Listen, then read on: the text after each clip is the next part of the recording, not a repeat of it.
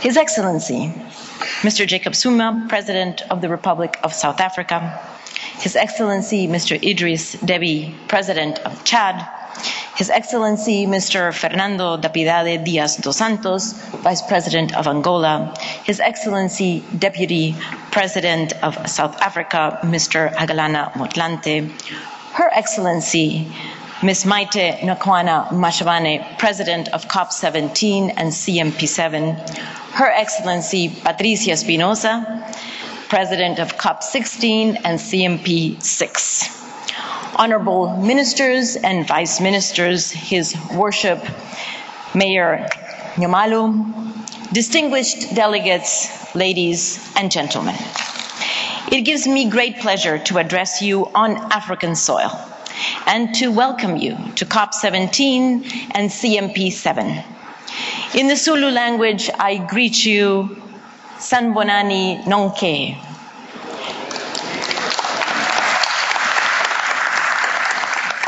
My sincere thanks go to the city of Durban and to the South African government for their tireless work, both in terms of logistics and in terms of substance.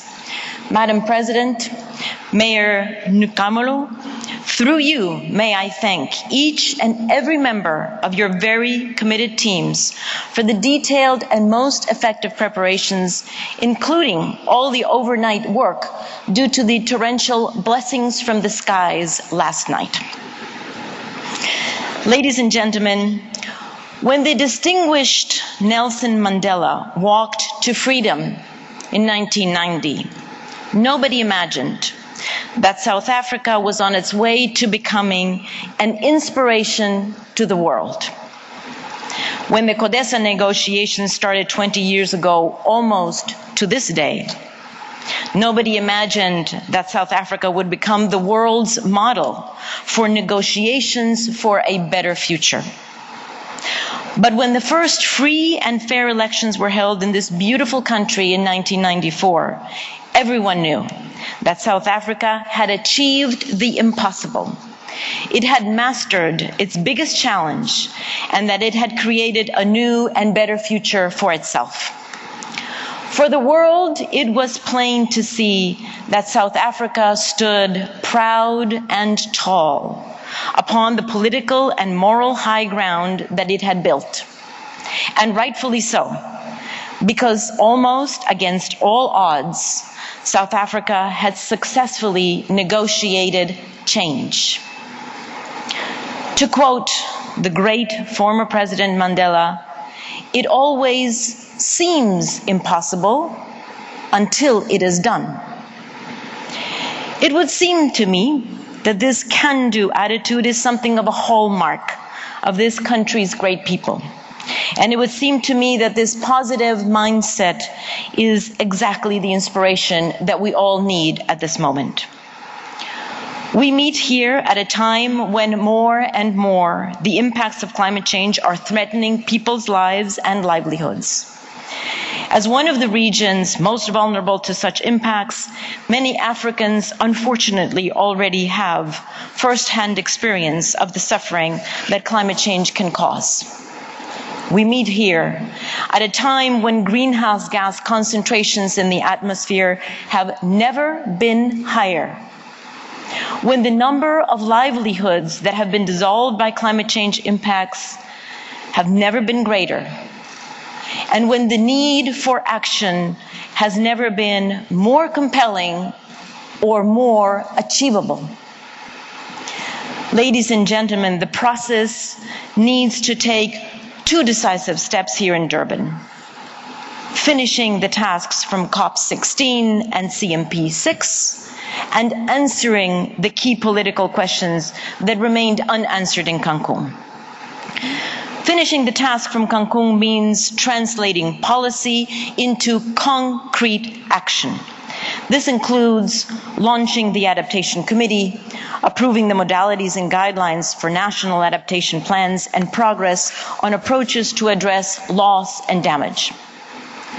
The full operationalization of the technology mechanism in the year 2012, and a clear process for selecting the host for the implementing arm of the mechanism. consideration and approval of the Green Climate Fund's governing instrument and contributions for a prompt start-up of the fund. Continued progress on the emerging guidelines for monitoring, reporting, and verification. Defining the what and the how of the review. And gaining more clarity on Fast Start Finance, including via the Secretariat's new Fast Start Finance portal, which provides easy and transparent access to that information. These issues have progressed and can be concluded so that further action on the ground can be much stronger. At the same time, the unresolved political issues have not benefited from the same progress this year and need to be significantly advanced here in Durban. Ladies and gentlemen, it is my hope that through constructive negotiations, you will master this critical challenge. As you seek constructive ways forward on the Kyoto Protocol, the emerging mitigation framework, and on long-term funding, I urge you to remember it always seems impossible until it is done. It is clear that the second commitment period of the Kyoto Protocol is linked to launching a process towards a broader, multilateral, rules-based system under the Convention, providing greater rigor and structure to the global effort to tackle climate change. And this may only be possible if it is both fair, grounded on the principle of common but differentiated responsibilities and respective capabilities, and responsible, enabling parties to tackle the gap in the level of ambition needed to limit global average temperature increases to below 2 degrees Celsius in a timely fashion. Finding a workable way forward in this complexity is the defining issue of this conference. On finance in the long term, there is a critical need to build trust that funds will continue to be scaled up post-2012. I urge you to decide on a pathway to secure mid- and long-term sources of finance, including innovative sources, as part of the outcome of this conference.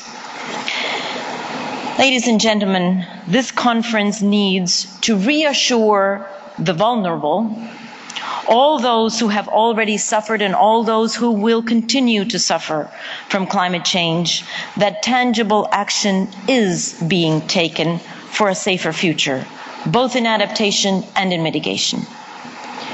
You need to reassure each other that you are all committed to finding concrete solutions. And you need to reassure the world that you are following the path of ambition with perseverance. Negotiating to master these challenges won't be easy, but I am convinced that South Africa's example can inspire you. I am convinced that you can take the next decisive step together. It may seem impossible, but you can get it done. Suguma Sake. Thank you.